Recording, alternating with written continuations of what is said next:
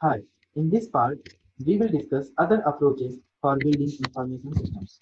Let's have an overview of different alternative approaches for information system development. So the traditional approach of information system development is known by traditional life cycle, and it uses a prescribed sequence of steps and deliverables. What are those steps? All those things I have covered in the previous part of system development lifecycle.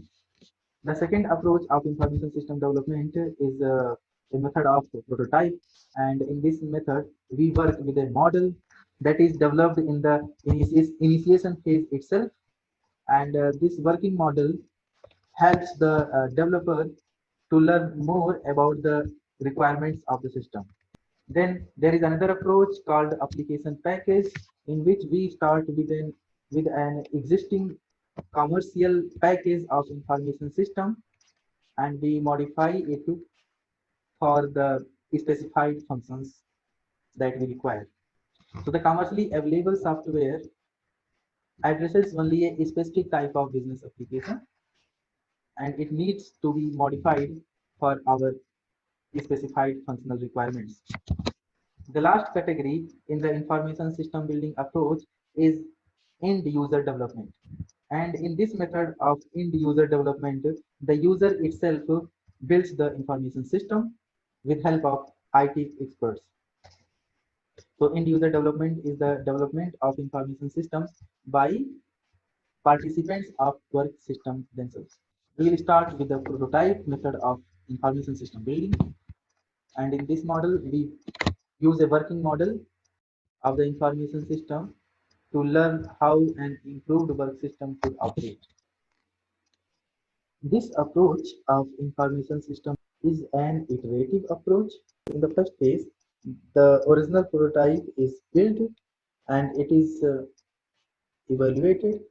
If the functional requirement obtained from this evaluation solves the problem or opportunity faced by the user, then we decide whether the next iteration is needed or not. Once the functional requirements are identified, then we may abandon the project or we may proceed with the obtained prototype or with the obtained modified prototype. And this final prototype may be used in the traditional life cycle or SDLC, or it may be used permanently as the information system. So when the original prototype is developed or built, at that stage the problem is not well understood or the user is unable to say what functional requirements they want. The development process is a iterative process and it emphasizes the speed and rapid feedback. Its implementation is very similar to the implementation phase of traditional life cycle. The only difference is that in this approach, the implementation phase does not require much training because the user is actively involved in this iteration, so he get familiar with the information system. Operation and maintenance is very similar to the traditional life cycle. Advantages and disadvantages. So the one advantage is that the training is not much required for the user because the user have a tangible IS information system to work with during development. And the early user involvement may reduce the uncertainty or error in the development. Disadvantages. It requires too much user involvement and requires many changes in the initiation phase. Speedy and rapid feedback requires frequent deadlines, and that makes the developer stressful. The approach of application packages. In this approach, all phases are almost same as the traditional life cycle approach. The only difference is that in the initiation phase, we require project team, the user, and the vendor from whom this application package has been purchased. So the vendor comes and give presentation about all the features or functions available with the application package, and different modules available in the application packages provides a lot of functions, So the required functions are selected in the initiation phase by the user and the project team as described by the vendor. In the development phase, the external specifications are decided with help of the vendor of the application package and the user of information system. And the internal specifications are decided by the project team and the vendor. Remaining steps of the development are same.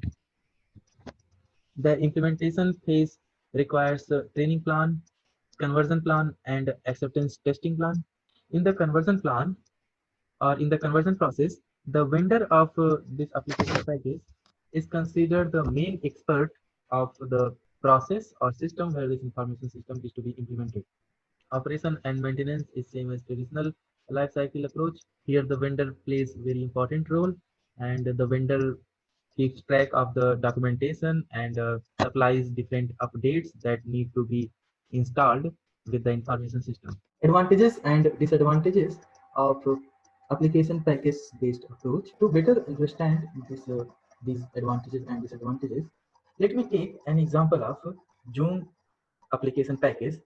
By using this Joom application package, we are able to do our work with certain modification in our business process.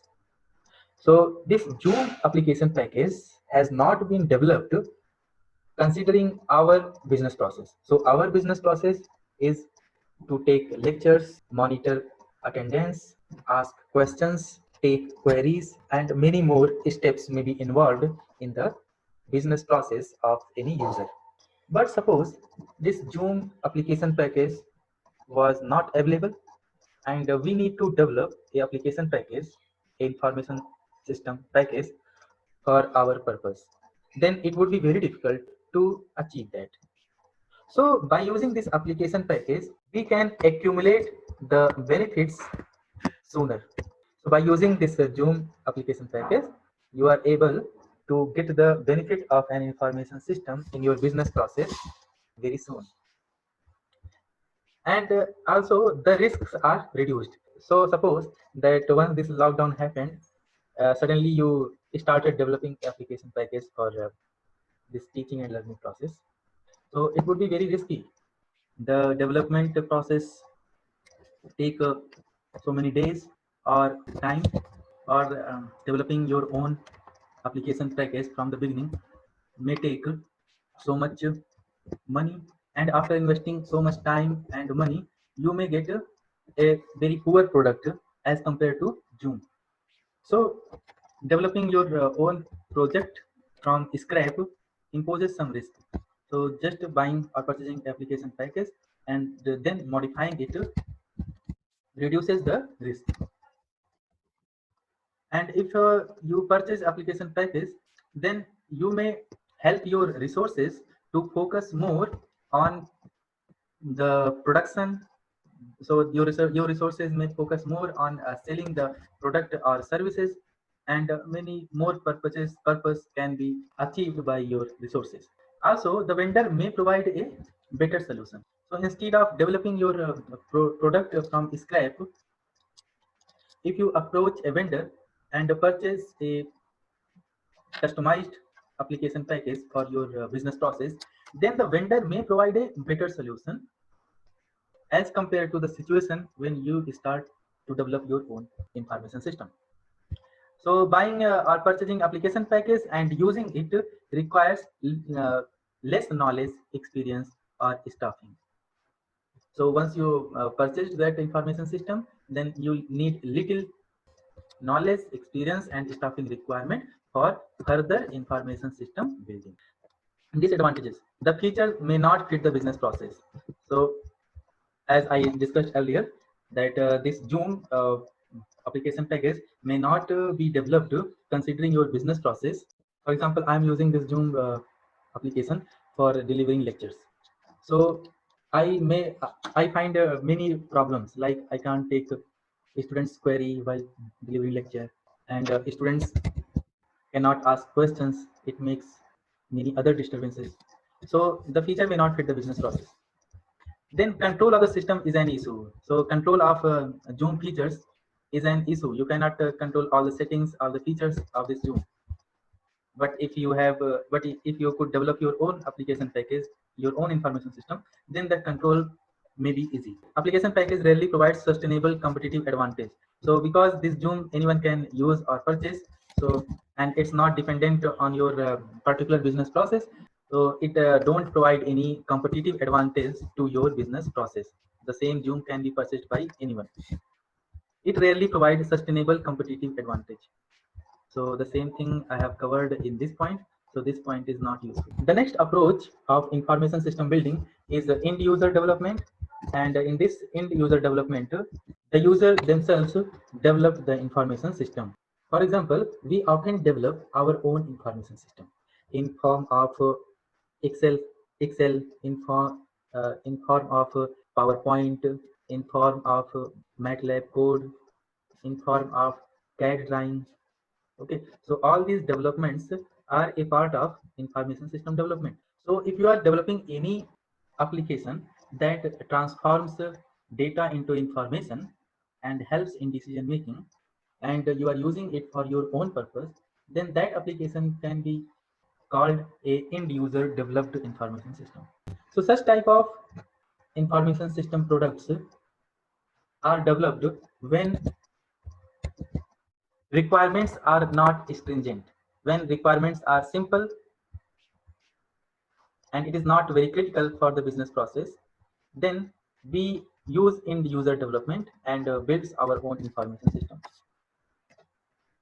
Usually the end user developed information system is limited to a department and it is not on a critical path for other projects.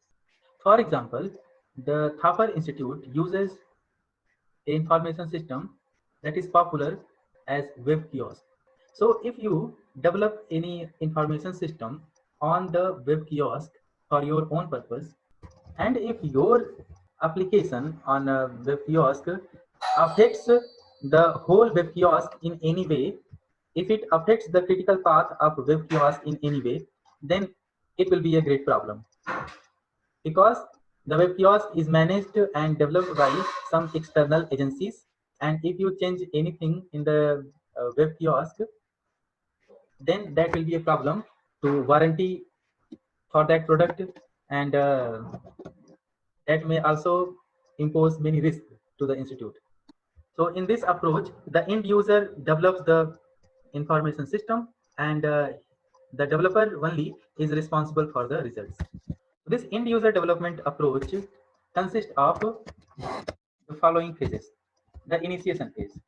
In the initiation phase, the end user identifies the problems and opportunities by analyzing the work system, and then he starts developing the application without generating the functional requirements, or maybe without analyzing the feasibility.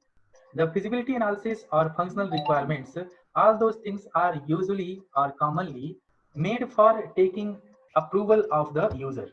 So if the user himself is developing the information system, then he or she don't require any approval from himself or herself. The development. So the development is solely and responsibility of end user, and the success depends on the knowledge and experience of the end user. So if end user has sufficient knowledge of information system, if he has sufficient experience of information system, then the development will be a success. Otherwise, there is a risk.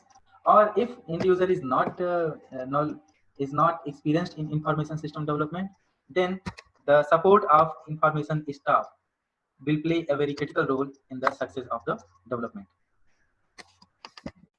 Implementation. So in the implementation, no training to the end user is required, because the end user only is developing the information system. Conversion is easy because the end user is developing the information system by considering the business process very well. So business process is very known to the information system developer. So the conversion will not be an issue. System acceptance is not an issue because the end user is developing the information system for his own use. So there will not be any issue in the system acceptance by the end user. Operation and maintenance will be a complete responsibility to the end user, and this responsibility often makes the uh, end user or the developer a demotivation. So this responsibility demotivate the end user, because if end user is developing an information system, then he will be responsible for operation and maintenance. So it is a responsibility of the end user. So advantages and disadvantages of end user development method. So the first advantage is that it reduces the need of any external information technology professionals. IT professional is not required for the development. The participant of or a customer of the work system will develop the package. Minimum training is required because the end user is developing the program or package, so training will not be required very much. It eliminates the delay and political negotiations, because if any information system is developed for a business process, then the development needs approvals of the higher officials, and it is affected by many politics of the work system. So if the customer or end user is developing the information system by their own, then it eliminates any delay in the approval or any political negotiations. Disadvantages: it is applied only in a limited number of situations or in small departments. The systems are often less well designed and constructed, and it is more prone to bugs, because the customers or end users are not professional in iOS developers. Long-term maintenance is often a problem, because the end user is responsible for the maintenance, so it creates a problem for the developer. Deciding which combination of methods to use. So we already seen that the different approaches have their own advantages and disadvantages. Mostly different approaches of information system building are combined together. So a combination of different approaches are used for developing a information system.